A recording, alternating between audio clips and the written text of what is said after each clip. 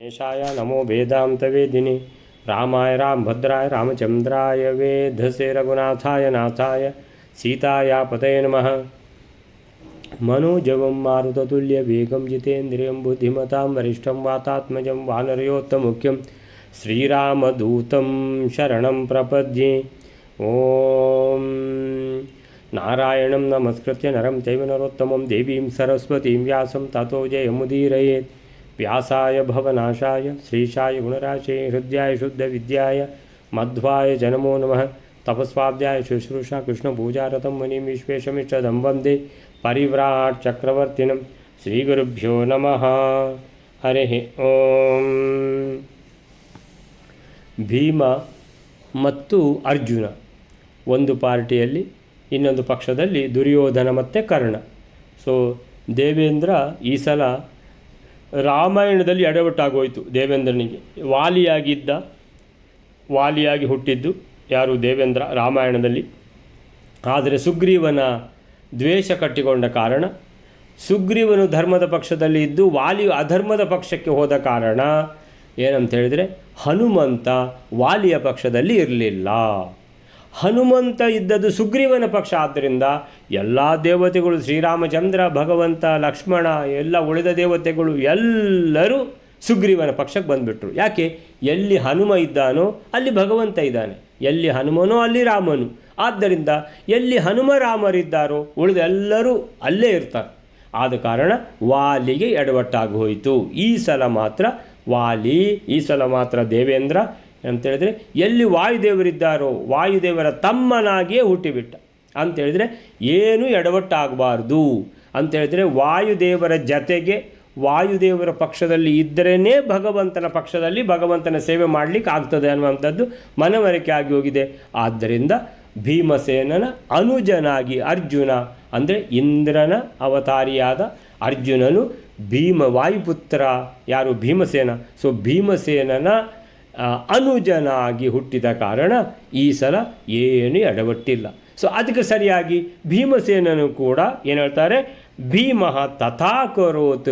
ಭೀಮಸೇನನು ಕೂಡ ಅರ್ಜುನನ ಪೂರ್ತಿ ರಕ್ಷಣೆಯ ಜವಾಬ್ದಾರಿ ಭೀಮಸೇನನೇ ವಹಿಸಿದ್ದಾನೆ. ಸೊ ಆ ರೀತಿಯಲ್ಲಿ ಅಭಯ ಕೊಟ್ಟುಬಿಟ್ಟಿದ್ದಾನೆ, ವಾಯುದೇವರು ಅಭಯ ಕೊಟ್ಟಿದ್ದಾರೆ ದೇವೇಂದ್ರನಿಗೆ. ಆದ್ದರಿಂದ ಈ ಸಲ ಭಗವಂತನ ಸೇವೆ ಚೆನ್ನಾಗಿ ಮಾಡಲಿಕ್ಕಾಗುತ್ತೆ. ಅಲ್ಲಿವರೆಗೆ ನಿನ್ನೆ ಆಗಿದೆ, 55ನೇ ಶ್ಲೋಕದವರೆಗಾಗಿದೆ. ಇವತ್ತೀಗ 56ನೇ ಶ್ಲೋಕಕ್ಕೆ ಹೋಗುವ. 56 ಆಗಿದೆ ಈ ಪುಸ್ತಕದಲ್ಲಿ, ಸ್ವಲ್ಪ ಒಂದು ಶ್ಲೋಕ ಹಿಂದೆ, ಕರೆಕ್ಟ್. ಸೊ 56 ಆಗಿದೆ ನಿನ್ನೆ. ಇವತ್ತು 57ನೇದು. ದುರ್ಯೋಧನಾರ್ಥಂ ಕರ್ಣಸ್ಯ ಪಕ್ಷಿಣೋ ದೈತ್ಯದಾನವಾಹ ಆಸುಃ ಸರ್ವೇ ಗ್ಲಹಾವೇತೌ ಆಸತುಃ ಕರ್ಣಫಲ್ಗುಣೌ. ದುರ್ಯೋಧನಾರ್ಥಂ ಕರ್ಣಸ್ಯ ಪಕ್ಷಿಣಃ ದೈತ್ಯದಾನವಾಹ ಆಸುಃ ಸರ್ವೇ ಗ್ಲಹೌ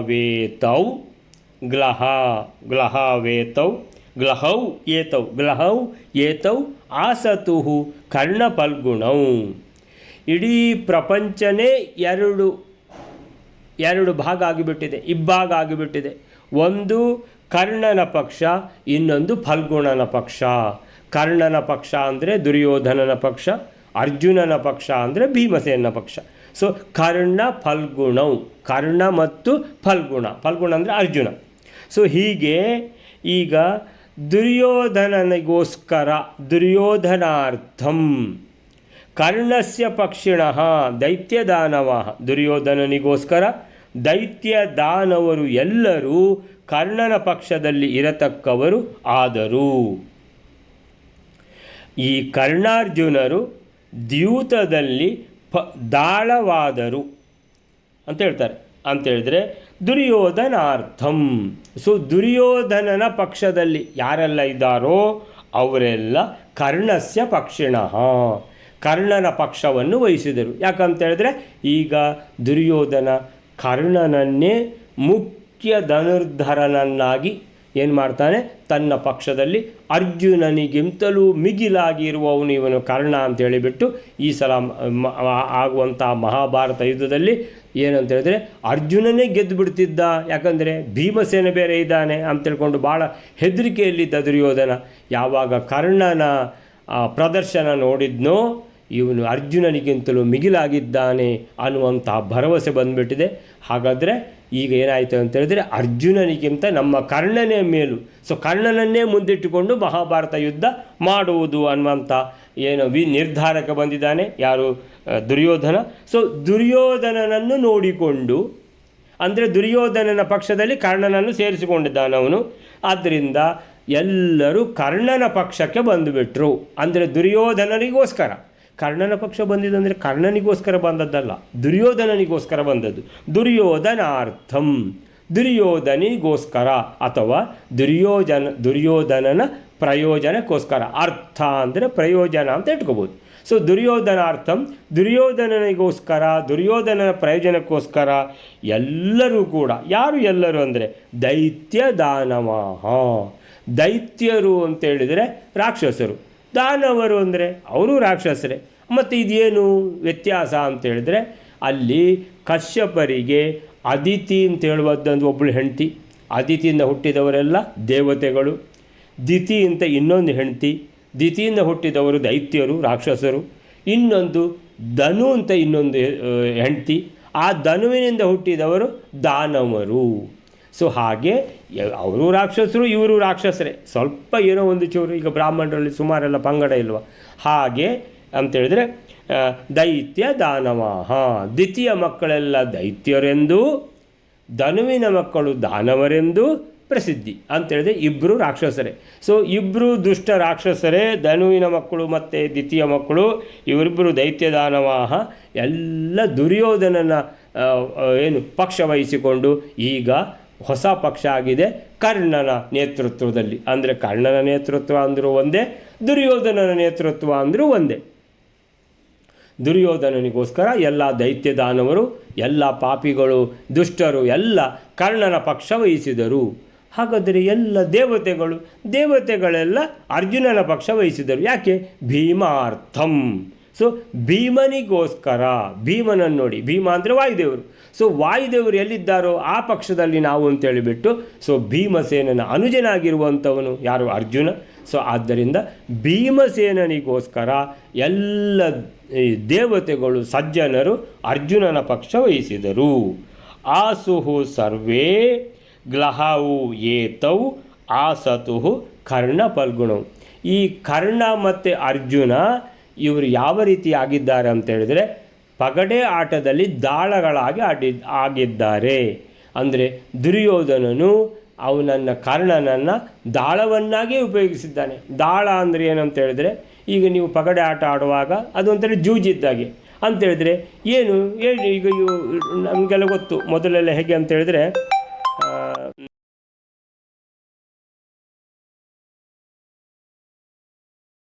ಸೊ ಮೊದಲು ಈ ಇದರಲ್ಲಿ ಯಾವುದು ಅಂತ ಹೇಳಿದರೆ ಈ ಜೂಜು ಆಡುವವರು ಸೊ ಏನಿಡ್ತೀರಿ ಅಂತ. ಸೊ 10 ರೂಪಾಯಿ, 20 ರೂಪಾಯಿ, 50 ರೂಪಾಯಿ, 100 ರೂಪಾಯಿ, 1000 ರೂಪಾಯಿ ಇಡ್ತೇನೆ ಅಂತ. ಅಂದರೆ ಸೋತರೆ ಅದು ಗೆದ್ದವನಿಗೆ ಅವನು 1000 ರೂಪಾಯಿ ಸಿಕ್ಕಿತ್ತು, ಇವನು 1000 ರೂಪಾಯಿನೂ ಸಿಕ್ಕಿತ್ತು, 2000 ಸಿಕ್ಕಿತ್ತು. ಹಾಗೆ ಅದಕ್ಕೆ ಈ ಏನು ಇಡ್ತೀರಿ ಅನ್ನುವಂತೇಳಿದ್ರೆ ಅದು ಪಣ ಅಂತ ಹೆಸರು. ಪಣವಾಗಿ ಏನಿಟ್ಟಿದ್ದೀರಿ ಅಂತ. ಅಲ್ಲಿ ಯಾರು ಧರ್ಮರಾಜನನ್ನು ಕರೆದು ಶಕುನಿ ದ್ಯೂತವನ್ನು ಆಡುವಾಗ ಏನು ಇಡ್ತಿ ಅಂತೇಳಿದರೆ ಅವನು ನನ್ನ ಏನು ತಮ್ಮಂದ್ರೆ ನನ್ನ ಇಡೀ ರಾಜ್ಯವನ್ನು ಇಡ್ತೇನೆ, ಆಯಿತು, ರಾಜ್ಯ ಹೋಯಿತು. ನನ್ನ ಬೊಕ್ಕಸ ಇಡ್ತೇನೆ, ಬೊಕ್ಕಸ ಹೋಯಿತು. ಅರೆ ಎಲ್ಲ ಹೋಯಿತು, ಎಂಥದ್ದು ಅಂತೇಳಿ ಮತ್ತೆ ಆಮೇಲಿಂದ ನನ್ನ ತಮ್ಮಂದಿರನ್ನು ಇಡ್ತೇನೆ ಅಂತ. ಸೊ ತಮ್ಮಂದಿರು ಹೋಗಿಬಿಟ್ರು. ಆಮೇಲೆ ಅವನನ್ನೇ ಇಟ್ಟ.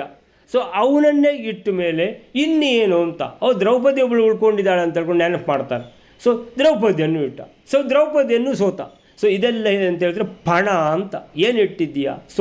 ಸೋಲು ಗೆಲುವಿಗೆ ಇರುವಂಥದ್ದು ಈ ಪಣ. ಸೊ ಪಣಕ್ಕೆ ಹೆಸರು ದಾಳ ಅಂತ.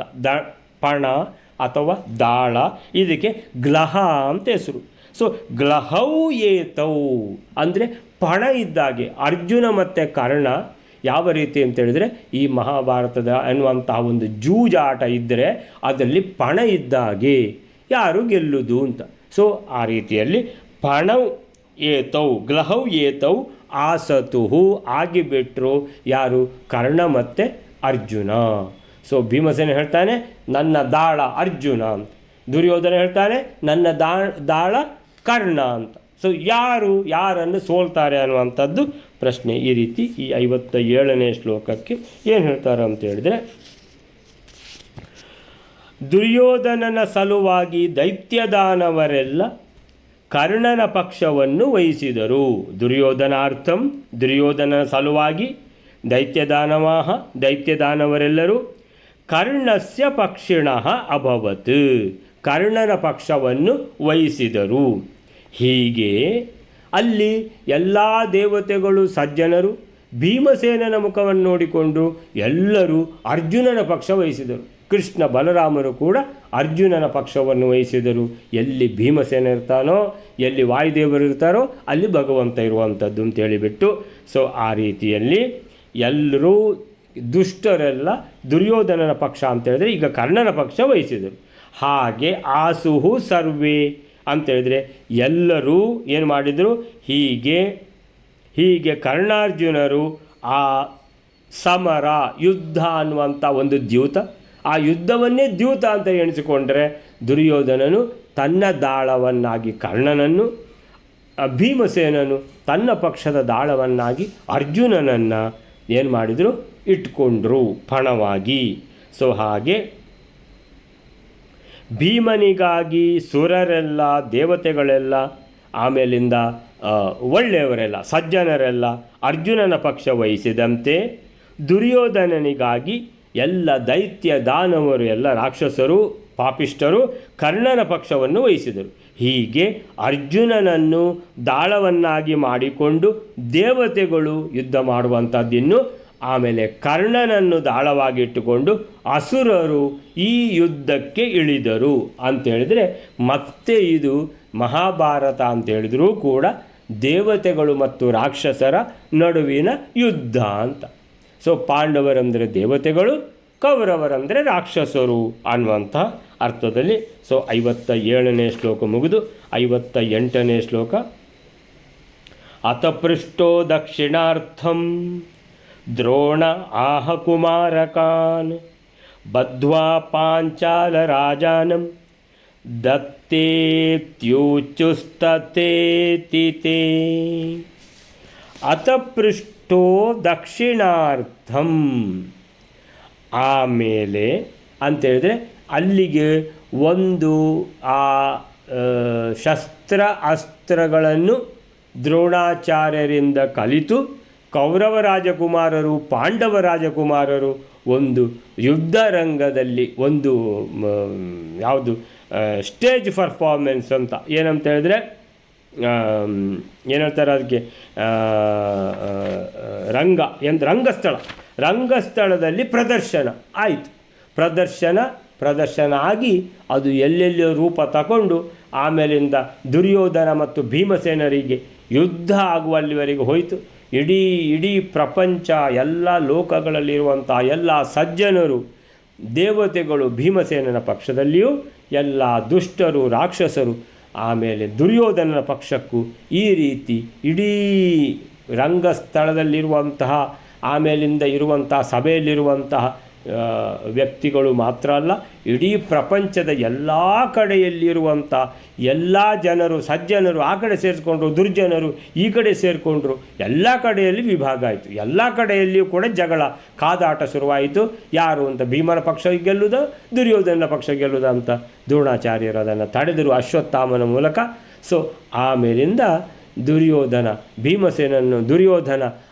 ಕರ್ಣನನ್ನು ಕೈ ಹಿಡ್ಕೊಂಡು ಮನೆ ಕರ್ಕೊಂಡೋದ.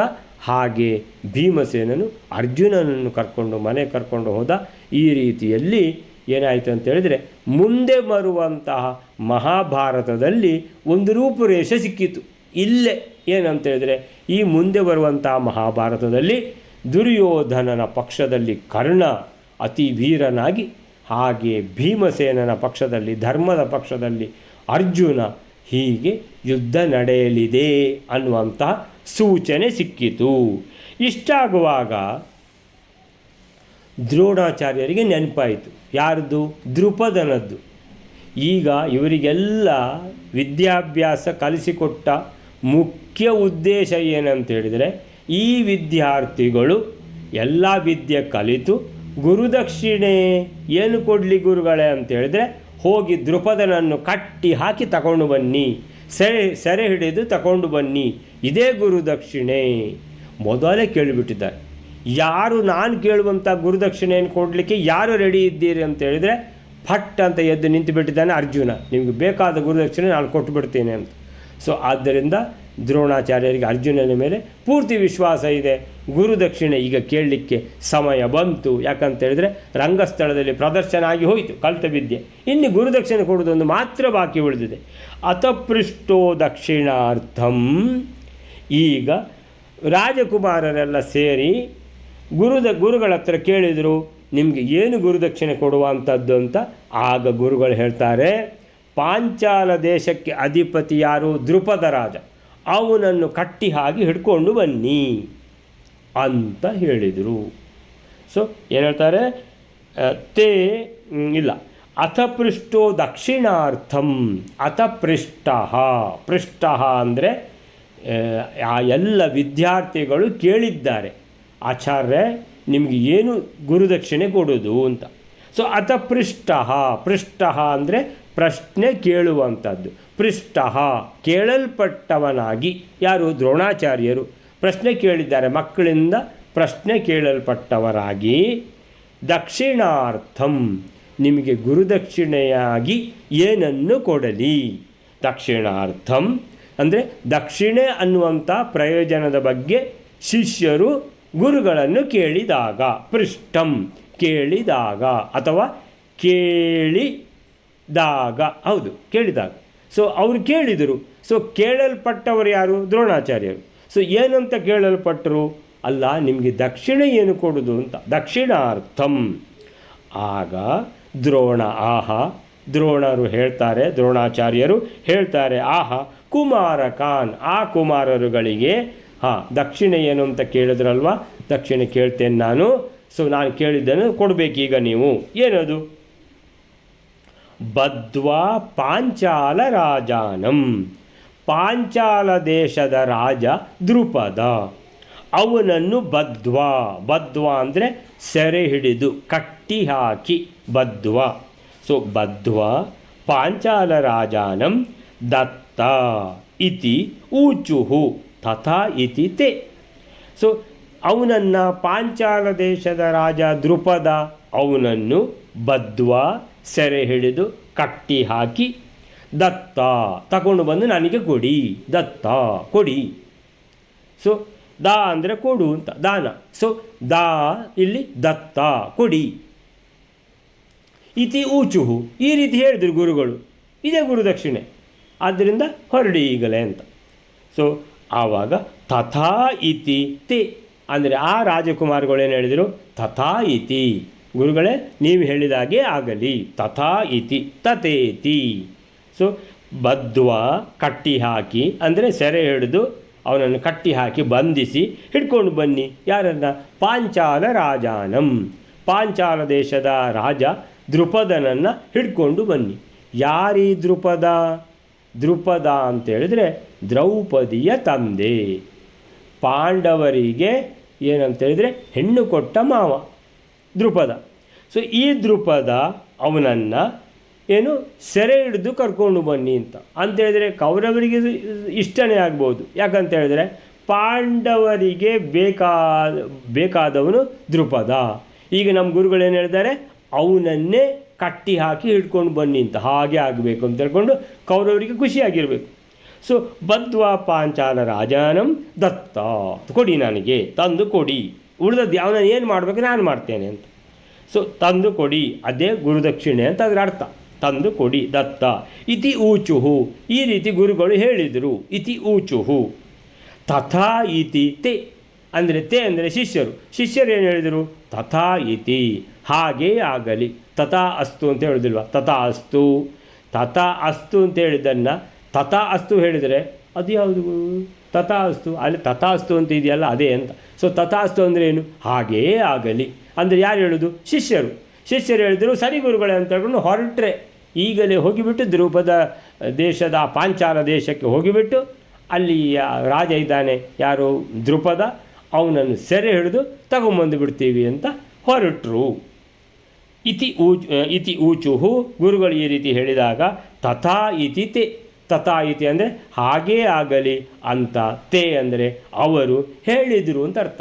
ಸೊ ಅವನು ಹೇಳಿದ, ಗುರುಗಳು ಹೇಳಿದರು, ಇವರು ಹೇಳಿದರು ಅಂತ. ಸೊ ಇಲ್ಲಿ ಗುರುಗಳು ಏನು ಹೇಳಿದ್ದು, ಗುರುಗಳಿಗೆ ಮೊದಲು ಇವರು ಕೇಳಿದ್ದಾರೆ, ಗುರುಗಳೇ ನಿಮಗೆ ಏನು ಗುರುದಕ್ಷಿಣೆ ಬೇಕು ಅಂತ. ಸೊ ಪೃಷ್ಟಾಹ, ಗುರುದಕ್ಷಿಣೆ ಏನು ಬೇಕಂತ ಕೇಳಿಕೊಂಡಾಗ, ಯಾರು ಈ ಶಿಷ್ಯರು ಕೇಳಿಕೊಂಡಾಗ ಗುರುಗಳನ್ನು, ಗುರುಗಳು ಹೇಳ್ತಾರೆ ಆಹಾ ಕುಮಾರಕ ಶಿಷ್ಯರಿಗೆ ಹೇಳ್ತಾರೆ ಏನಂದರೆ, ಪಾಂಚಾಲ ದೇಶಕ್ಕೆ ಹೋಗಿ ಅಲ್ಲಿ ರಾಜ ದ್ರುಪದ ಇದ್ದಾನೆ, ಅವನನ್ನು ಬದ್ಧ್ವಾ ಕಟ್ಟಿ ಹಾಕಿ ಸೆರೆ ಹಿಡಿದು ಕರ್ಕೊಂಡು ಬನ್ನಿ, ಎಳ್ಕೊಂಡು ಬನ್ನಿ ಅಂತ ಅರ್ಥ. ಸೆರೆ ಹಿಡಿದು ಎಳ್ಕೊಂಡು ಬನ್ನಿ ಅಂತ. ಸೊ ಹೀಗೆ ಇವರು ಆಯಿತು ಗುರುಗಳೇ ನೀವು ಹೇಳಿದ ಹಾಗೆ ಅಂತ ಹೇಳಿದರು. ಅಲ್ಲಿಗೆ ಈ ಶ್ಲೋಕಕ್ಕೆ ಏನು ಹೇಳ್ತಾರೆ ಪ್ರಭಂಜನಾಚಾರ್ಯರು ಅಂತ ಹೇಳಿದರೆ, ದಕ್ಷಿಣಾರ್ಥಂ ದ್ರೋಣ ಆಹಾ. ಸೊ ದಕ್ಷಿಣೆಗಾಗಿ ಗುರುಗಳು ದ್ರೋಣಾಚಾರ್ಯರು ಪ್ರಾರ್ಥಿತರಾದಾಗ, ಯಾರಿಂದ ಪ್ರಾರ್ಥಿತ? ಎಲ್ಲ ಮಕ್ಕಳಿಂದ.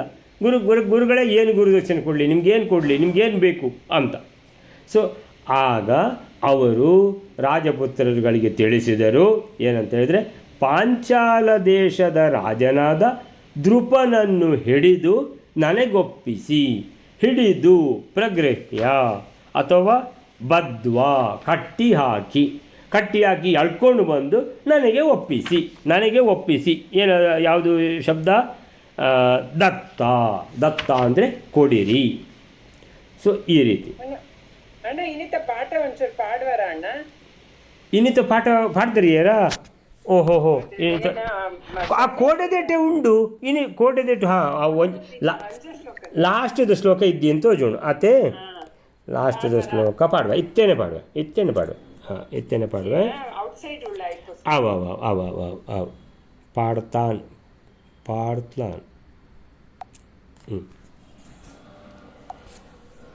ಸೊ ಇದಕ್ಕೆ ಏನು ಹೇಳ್ತಾರೆ ಅಂತ ಹೇಳಿದ್ರೆ, ದಕ್ಷಿಣೆಗಾಗಿ ದ್ರೋಣಾಚಾರ್ಯರು ರಾಜಪುತ್ರರುಗಳಿಂದ ಪ್ರಾರ್ಥಿಸಲ್ಪಟ್ಟರು, ಗುರುಗಳೇ ನಿಮಗೆ ಏನು ದಕ್ಷಿಣೆ ಕೊಡಲಿ ಅಂತ. ಆಗ ಗುರುಗಳು ಹೇಳ್ತಾರೆ, ಪಾಂಚಾಲ ದೇಶದಲ್ಲಿ ರಾಜ ದ್ರುಪದನಿದ್ದಾನೆ, ಅವನನ್ನು ಏನು ಮಾಡಿ ಬದ್ವಾ ಕಟ್ಟಿ ಹಾಕಿ ಬೇಕಿದ್ದರೆ ಸೆರೆ ಹಿಡಿಬೇಕು. ಸೊ ಸೆರೆ ಹಿಡಿಬೇಕಿದ್ದರೆ ಸೋಲಿಸಬೇಕು. ಮೊದಲು ಸೋಲಿಸಿ ಅವನನ್ನು ಸೆರೆ ಹಿಡಿದು ಕಟ್ಟಿ ಹಾಕಿ ಎಳ್ಕೊಂಡು ಬನ್ನಿ, ನನಗೆ ಕೊಡಿ ಅವನನ್ನು ಒಪ್ಪಿಸಿ ಅಂತ ಹೇಳುವುದು ಎಂಥದ್ದು? ದತ್ತ ಇತಿ ಊಚುಹು, ಕೊಡಿರಿ, ನನ್ನನ್ನು ಎಳ್ಕೊಂಡು ಬಂದು ಅವನನ್ನು ನನಗೆ ಒಪ್ಪಿಸಿ, ನನಗೆ ಕೊಡಿರಿ. ದತ್ತ ಇತಿ ಊಚುಹು, ಹಾಗೆ ಗುರುಗಳು ಹೇಳಿದರು. ಅದಕ್ಕೆ ಶಿಷ್ಯರು ಏನಂದರು? ಹಾಗೆಯೇ ಆಗಲಿ. ತಥಾ ಇತಿ ತೇ ಅಂದರೆ ಆ ಶಿಷ್ಯರು ಹೇಳಿದರು, ಆಯಿತು ಹಾಗೆ ಮಾಡ್ತೀವಿ ಅಂತ. ಸೊ ದ್ರೋಣರು ಕುರುಪಾಂಡವರ ಗುರುತ್ವ ವಹಿಸಲು ಮುಖ್ಯ ಕಾರಣ ಏನು? ಈ ರಾಜಕುಮಾರರುಗಳಿಗೆ ಕಲಿಸಬೇಕು ಅಂತ ಯಾವುದು ಶಸ್ತ್ರಾಸ್ತ್ರ ವಿದ್ಯೆ ಕಲಿಸಬೇಕು ಅಂತ ಮೊದಲು ಪರಶುರಾಮ ಅವ್ರ ಹತ್ರ ಹೋಗಿಬಿಟ್ಟು ಪರಶುರಾಮಾಚಾರ್ಯರ ಹತ್ರ ಅಲ್ಲಿ ದಿವ್ಯಾಸ್ತ್ರಗಳನ್ನು ಕಲಿತು ಬಂದ ದ್ರೋಣಾಚಾರ್ಯರು ಎಲ್ಲಿ ಕಣ್ಣಿಟ್ಟಿದ್ದಾರೆ ಅಂತ ಹೇಳಿದರೆ, ಕೌರವ ಪಾಂಡವ ರಾಜಕುಮಾರರಿಗೆ ನಾನು ಶಸ್ತ್ರವಿದ್ಯೆಯನ್ನು ಹೇಳಿಕೊಡಬೇಕು, ಅಸ್ತ್ರ ವಿದ್ಯೆಯನ್ನು. ಆಮೇಲಿಂದ ದ್ರುಪದನಿಗೆ ಬುದ್ಧಿ ಕಲಿಸಬೇಕು.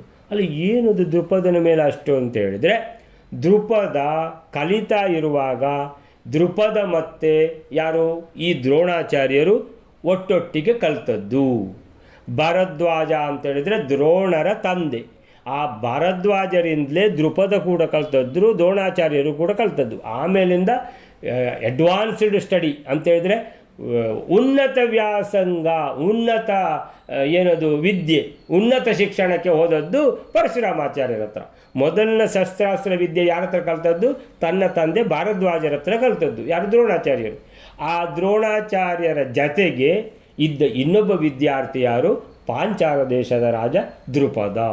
ಎಷ್ಟು ಅವರು ಸ್ನೇಹಿತರಾಗಿದ್ದರು ಅಂತೇಳಿದರೆ, ಆ ದ್ರುಪದ ಮತ್ತು ದ್ರೋಣಾಚಾರ್ಯರು, ದ್ರುಪದ ಹೇಳ್ತಾನೆ, ಅರೆ ದ್ರೋಣ, ನಾವು ದೊಡ್ಡದಾದ ಮೇಲೆ ನಾನೀಗ ಯುವರಾಜ ಗೊತ್ತಲ್ಲ ನಿನಗೆ, ಪಾಂಚಾಲ ದೇಶದ ರಾಜನ ಮಗ ನಾನು, ಗೊತ್ತಲ್ವಾ? ಸೊ ಆದ್ದರಿಂದ ಆ ರಾಜ್ಯದಲ್ಲಿ ನೀನು ನನ್ನ ಅತ್ಯಂತ ಉತ್ತಮ ಸ್ನೇಹಿತ ಅಲ್ವಾ, ನನ್ನ ರಾಜ್ಯದಲ್ಲಿ ಅರ್ಧಾಂಶ ನಿನಗೆ ಕೊಟ್ಟುಬಿಡ್ತೇನೆ. ಸೊ ಅರ್ಧಾಂಶ ನೀನು ರಾಜ ಆಳು, ಇನ್ನು ಅರ್ಧಾಂಶ ಮಾತ್ರ ನನಗೆ ಸಾಕು, ನಾನು ರಾಜ್ಯ ಆಳ್ತೀನಿ ಅಂತ ಅಷ್ಟು ಸ್ನೇಹದಿಂದ ಮಾತಾಡಿದವನು ದೃಪದ.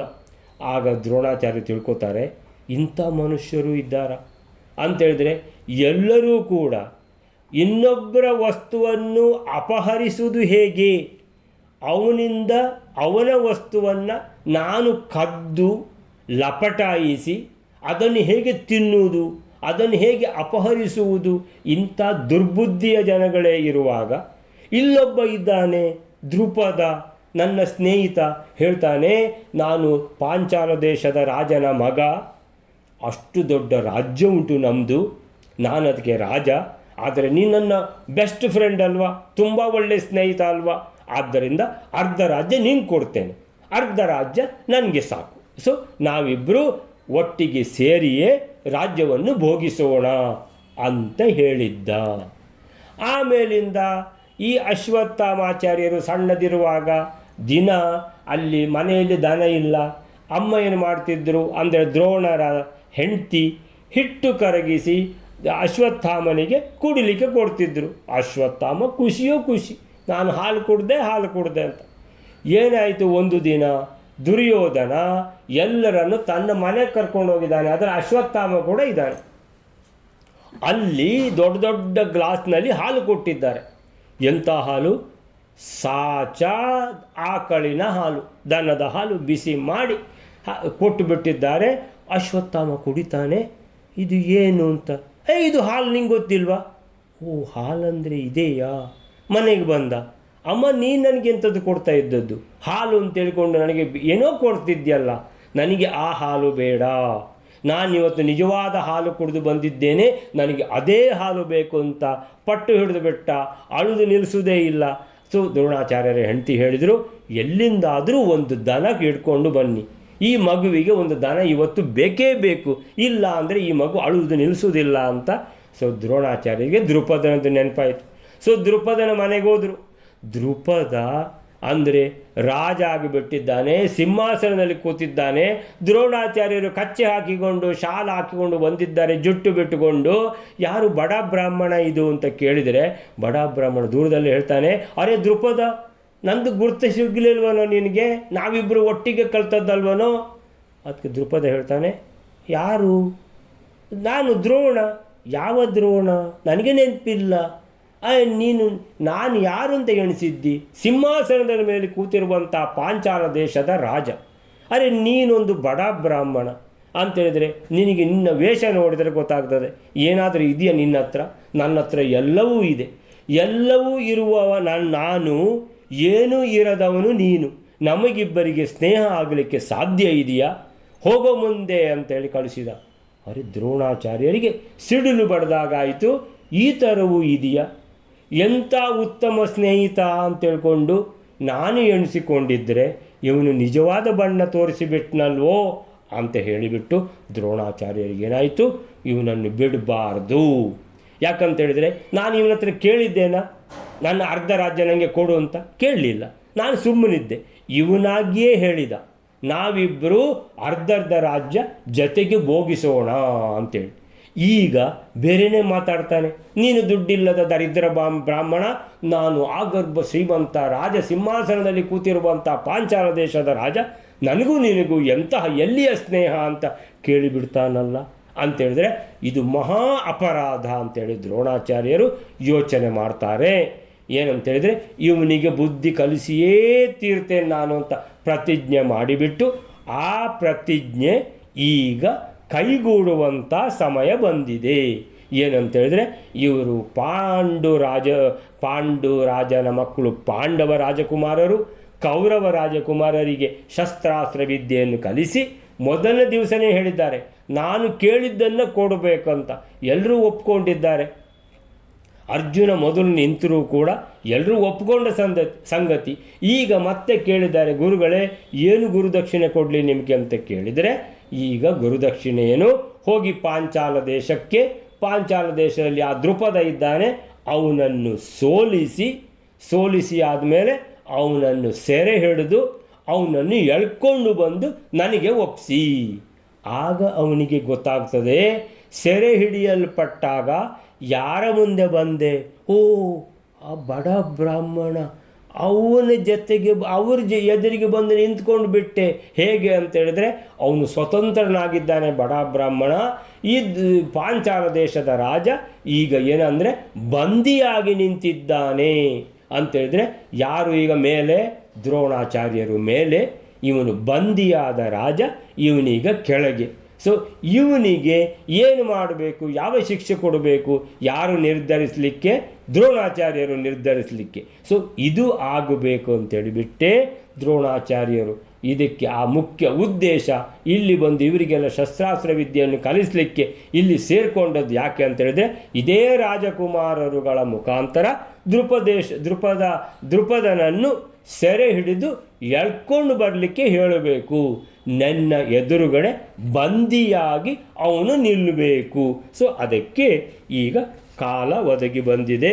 ಅದಕ್ಕೆ ಅವರು ಹೇಳ್ತಾರೆ, ನನಗೆ ತಂದು ಒಪ್ಪಿಸಿ ಅಂತ. ಹೀಗೆ ದ್ರೋಣಾಚಾರ್ಯರು ಕುರು ಪಾಂಡವರ ಗುರು ಅಂತೇಳಿದರೆ ಶಸ್ತ್ರಾಸ್ತ್ರ ವಿದ್ಯೆ ಕಲಿಸುವಂಥ ಗುರು. ಆ ಗುರುಗಳ ಕೆಲಸ ವಹಿಸಿಕೊಳ್ಳಿಕ್ಕೆ ಮುಖ್ಯ ಕಾರಣ ಏನಂತ ಹೇಳಿದರೆ, ದೃಪದನನ್ನು ಏನು ಮಾಡಬೇಕು, ಸೆರೆ ಹಿಡಿಯಬೇಕು, ನಿಗ್ರಹಿಸಬೇಕು ಅನ್ನುವಂಥದ್ದು.